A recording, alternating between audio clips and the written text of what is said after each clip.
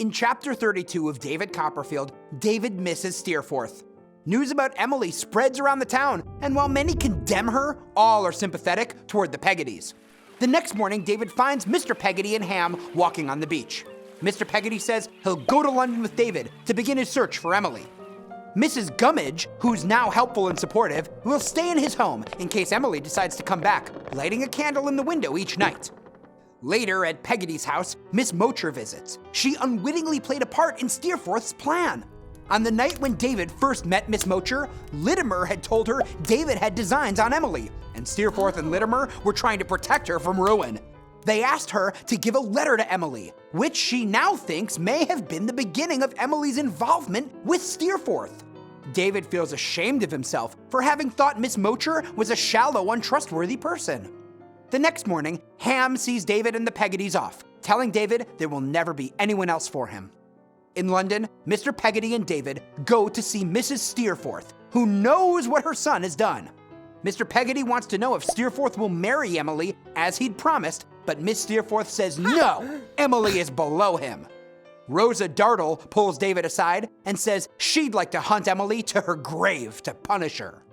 That evening, Mr. Peggotty sets off in search of his niece, asking Peggotty and David to tell Emily, if they see her, that he forgives her and his love is unchanged.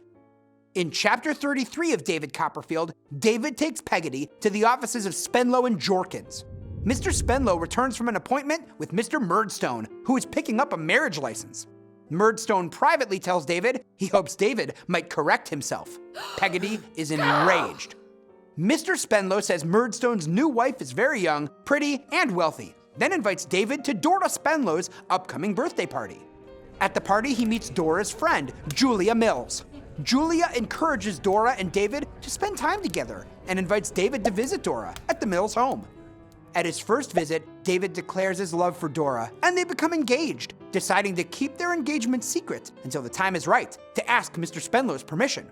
David describes it as a happy, foolish time he remembers tenderly. In Chapter 34 of David Copperfield, David writes to Agnes Wickfield about his engagement and explains the sad events that have taken place at Yarmouth.